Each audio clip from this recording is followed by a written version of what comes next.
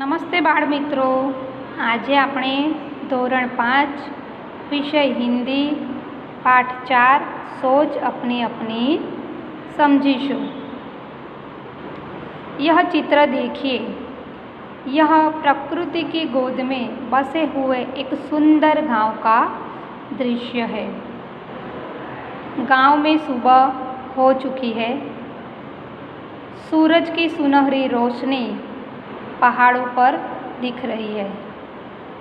पक्षी दाना चुगने निकल पड़े हैं। यह छोटा गांव है। गांव में 5 घर दिख रहे हैं। घरों के पीछे 2 नारियल के पेड़ हैं।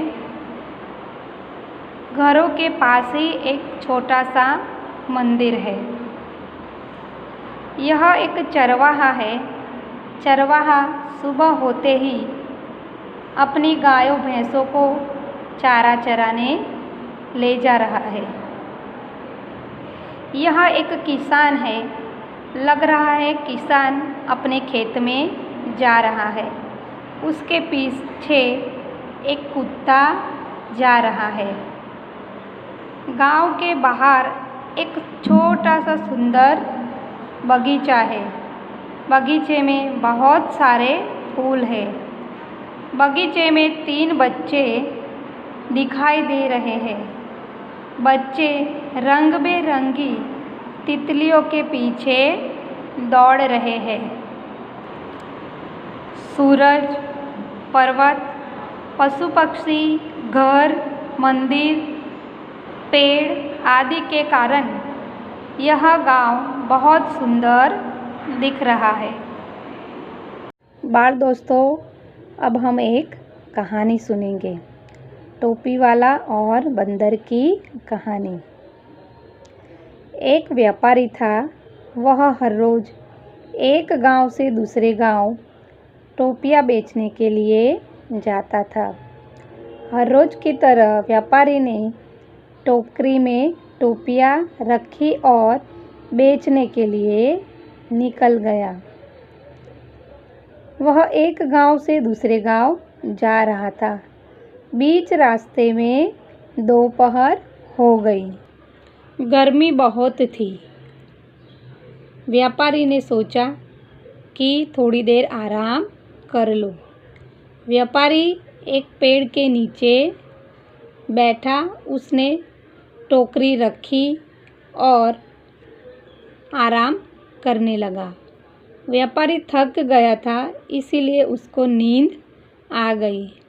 व्यापारी जो पेड़ के नीचे बैठा था, वो पेड़ पर कुछ बंदर थे।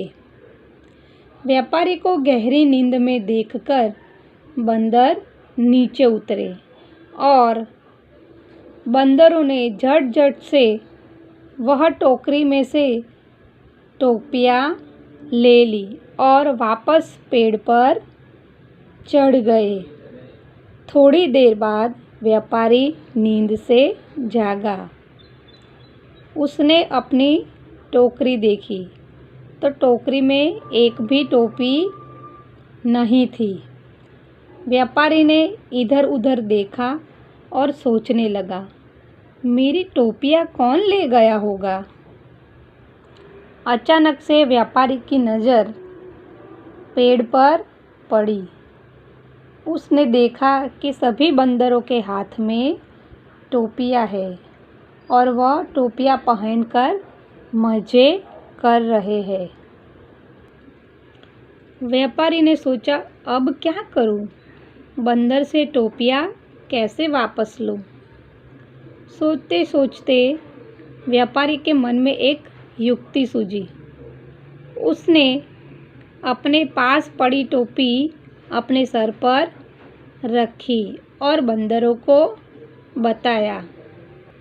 फिर व्यापारी ने अपनी टोपी सिर से उतारकर नीचे फेंक दी। बंदरों ने भी व्यापारी का अनुकरण किया। एक एक करके सारे बंदरों ने अपनी टोपी नीचे फेंक दी। व्यापारी ने झट से वो टोपियाँ उठा ली और अपनी टोकरी में वापस रख दी और अपनी टोकरी उठाकर फटाफट वहाँ से निकल गया। तो बच्चों, आप लोगों को कहानी में मज़ा आया ना? तो बच्चों, इस कहानी से हमें सीख मिलती है कि अगर मुसीबत में हम बुद्धि से काम लें तो हमारी मुश्किल आसान हो जाती है और हमें मुसीबत से निकलने का रास्ता मिल जाता है।